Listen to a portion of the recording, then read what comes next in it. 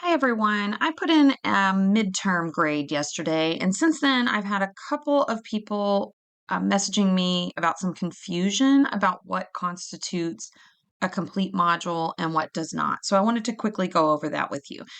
You may be going to modules, as you should, every day that you log into the course and seeing that there are check marks here, and I did not realize that that was causing some confusion. So, because I don't often enter this student view, I was not understanding that some of you are thinking this is your grade. It is not. So, modules just has this list here with check marks, or they put this little stop sign looking thing here if it means that you haven't viewed something. So this is just saying that my student view here, I've viewed this page, uh, I submitted this, and so forth, right? So you can see what I've looked at and what I have not.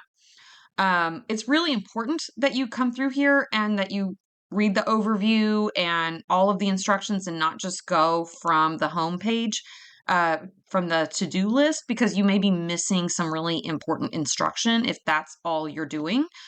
But that module check mark does not actually indicate whether or not your module is complete or not. Instead, you have to go to grades.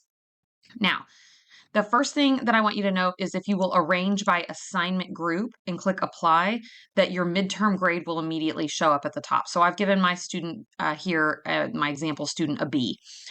Basically, I'm looking at half of the semester.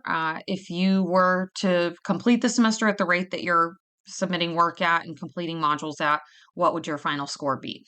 So it's important to remember that this number doesn't actually align to that. I mean, it may. I mean, an 87 is a B, but that doesn't necessarily mean it's correct. Okay. All of this, the weight, all of this really, it's just an approximation. Okay. It's not, because there are no points in this class, but Canvas requires me to put points in the grade book. It's just inaccurate. So basically, what you want to go through and look for is, do you have check marks by the assignments and an X next to the assignment? And if you have an X next to the assignment, I always provide, and it's kind of a weird view here, but I always provide a comment.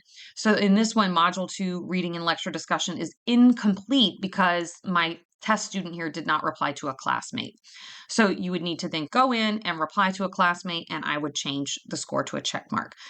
When you have all check marks, and it should somewhat correspond if you scroll down here, and it'll say you have 100% or 50%, meaning this module is not complete.